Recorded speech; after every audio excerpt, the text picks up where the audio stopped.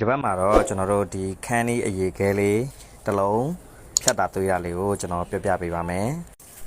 ခန်းလေးခဲလေးကိုသူကကွမ်ထားလိုက်ဗျအရေးရှိတဲ့နေရာမှာပဲကွမ်ထားပါတယ်ဒီကြောက်လေးကိုကျွန်တော်တို့တိမ်မိုင်းလေးနဲ့ပဲဝယ်ထားတာပါကြောက်လေးကကျွန်တော်တို့နေပနာနဲ့ကြည့်ကြည့်တဲ့အခါမှာအရေကာလာလေးကဇိမ်းရည်လေးဖြစ်နေပြီးတော့အရန်ကိုလာပါတယ်ကျွန်တော်တို့လည်းအဲ့ဒီအပေါက်လေးကိုမတ်ပြီးတော့ကျွန်တော်တို့တွေဝယ်တာဖြစ်ပါတယ်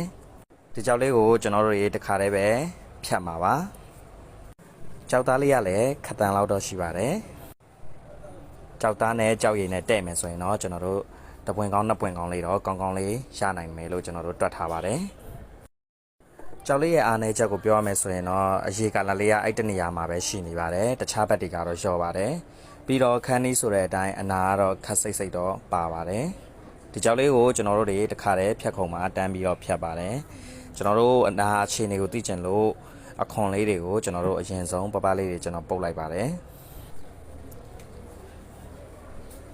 ကျွန်တော်တို့အခွန်လေးတွေပုတ်ပြီးတဲ့အချိန်မှာကြောက်ကထင်သလောက်မဖြစ်ဘူးဗျအနာတွေကျွန်တော်တို့အရန်ကိုပဲဝင်နေပါတယ်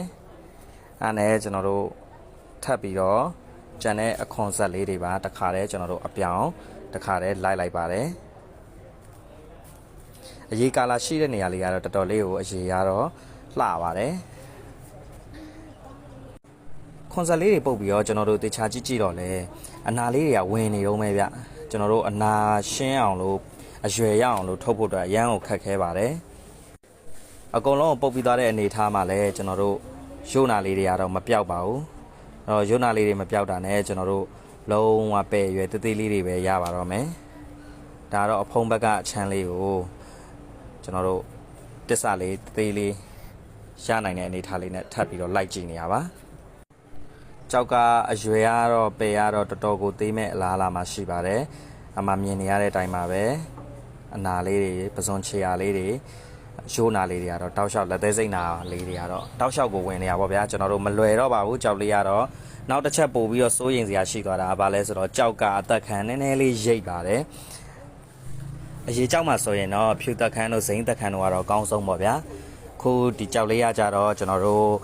အသက်ခံအမိုင်းနဲ့ပေါ့အသက်ခံညစ်တဲ့အထဲမှာအရေးဆွဲတယ်လို့ဖြစ်သွားတဲ့အတွက်ကြောင့်မလို့ကျွန်တော်တို့ကာလာနည်းနည်းတိန်းနေပေါ့ဗျာကာလာတိန်းနေဆိုတော့ကြောက်ကအရန်ထင်သလောက်တော့မလာတော့ဘူးပေါ့ဗျာကြောက်လေးတွေကအနာလေးတွေရှင်းထုတ်လိုက်တော့လေပေရွယ်ကတော်တော်ကျသွားတယ်ဗျ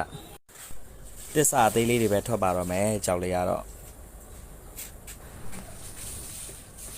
ဒါလေးတွေကတော့ကျွန်တော်တို့တစ္ဆာလိုက်ပြီးသွားတဲ့အနေထားပါ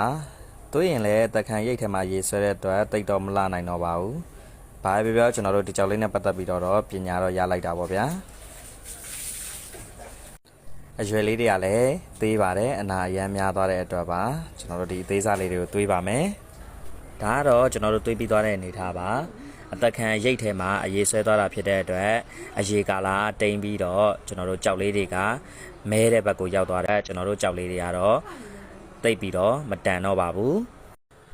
ဒီရှုံးတဲ့ကနေမှကျွန်တော်တို့ကအရေးကာလာတိမ်နဲ့ကြောက်တယ်ဆိုရင်သတိထားရမယ်ဆိုတဲ့သင်ခန်းစာကိုတော့ကျွန်တော်တို့ကောင်းကောင်းရလိုက်ပါတယ်အားလုံးကိုကျေးဇူးများတင်